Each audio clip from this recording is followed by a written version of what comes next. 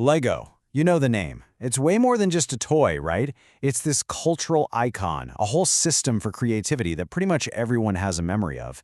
But what if I told you that this global powerhouse, one of the most beloved brands on the planet, was once staring into the abyss, on the verge of total collapse? This is that story. It's the story of how Lego completely lost its way, faced bankruptcy, and then pulled off one of the greatest corporate turnarounds in modern history, all by going back to the brick. And to really get the comeback, we first have to understand the philosophy that built the whole thing in the first place. Everything, and I mean everything, starts with this simple but really powerful motto from Lego's founder, old Kurt Christensen. Now, this wasn't some marketing slogan cooked up in a boardroom. Nope. This was a deeply held belief, something that came right out of his small Danish carpentry workshop. It was the entire philosophy that built the company, and, as we're about to see, it was the exact principle Lego had to rediscover to save itself. Okay, so let's wind the clock all the way back, because before there was that iconic plastic brick, there was wood. And the story of Lego isn't some tale of easy, overnight success. Not at all. It's a story about pure resilience, forged in literal fires that burn the workshop to the ground and in the figurative fire of the Great Depression. So it all kicks off in 1932. With his main carpentry business failing, Ole Kurt Christensen makes a huge pivot to making wooden toys. He calls his new company Lego, which is just Danish for play well. Simple, right?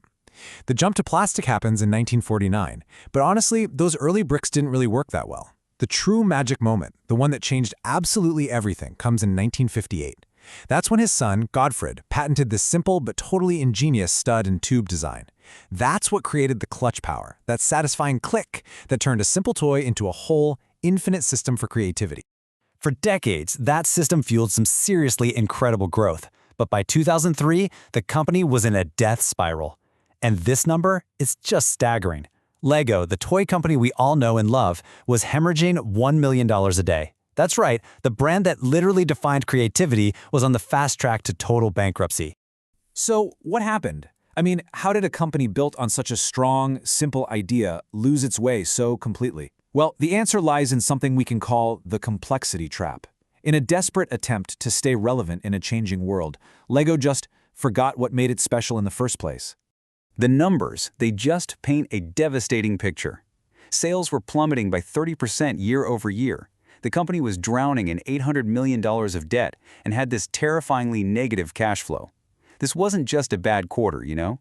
By every single metric you could look at, Lego was failing. Industry experts weren't just whispering about it, they were openly predicting the end of the brand. So, how did they even get here? Well, it really came down to four main roads to ruin.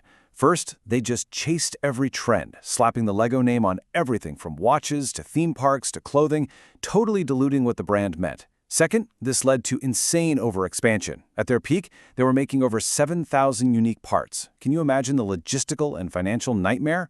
Third, and this is the big one, they forgot about the kids. The sets became so complex, the instructions so rigid, that they squeezed all the creativity right out of it. And finally, they saw video games as the enemy, a threat to be fought, not a new world of play to explore. With the company right on the brink, a new CEO was brought in. The first person from outside the founding family, by the way. And he kicked off one of the most remarkable turnarounds in modern business history. The strategy? It was radical in its simplicity. It was all about getting back to the brick. This was the question posed by the new CEO, Jørgen Veg Knudstorp, back in 2004. And it was a profound, almost revolutionary shift in thinking. Instead of blaming outside things like video games or changing kids' habits, he forced the company to look in the mirror. He realized the problem wasn't that the world was changing, it was that Lego had forgotten its own identity. The new strategy was just a masterclass in ruthless simplification. They slashed the number of unique parts in half, which instantly cut costs like crazy. They killed all those unfocused side projects and doubled down on what kids actually loved, the core themes like Lego City and their blockbuster Star Wars partnership.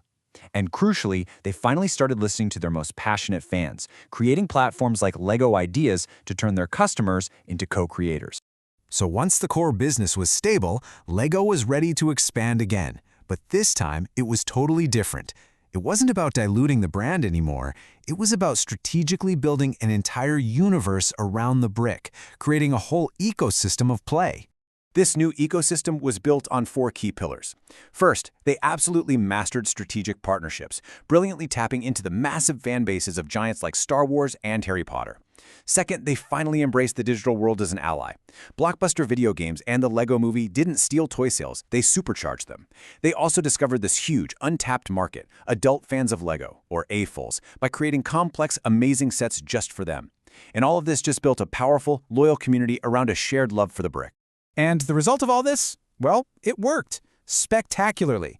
After a decade of disciplined focus, Lego's sales just skyrocketed. By 2015, they had done the unthinkable. They overtook their main rival, Mattel, to become the world's largest toy company. It's truly one of the most incredible comeback stories in corporate history. And they have not stopped evolving. Their big partnership with Epic Games to create Lego Fortnite is the perfect example of their new philosophy in action. It's no longer physical versus digital, it's about integrating the two seamlessly. They're building a digital world with the exact same principles of creativity and open-ended play that define the physical brick. But beyond the balance sheet, Lego is also really focused on its impact on the world. As a company that exists to inspire the builders of tomorrow, they've made these huge commitments to sustainability. They're investing heavily to reduce their carbon footprint and find renewable materials for their iconic bricks, making sure they build a healthier planet for the very children they serve. Lego's journey, it's just wild. From a small workshop to a global icon, through a near-death experience and back again. It's a powerful story. But it also raises a really fundamental question about what's coming next. So, Lego survived that first digital wave by going back to its core and then expanding smartly. But as the lines between our physical and digital lives get blurrier and blurrier, the challenge is still there. Can a simple, physical brick, one that was patented way back in 1958, continue to be the foundation for the future of play? Well, Lego is betting that it can, and so far, that's been a bet that has paid off in a huge way.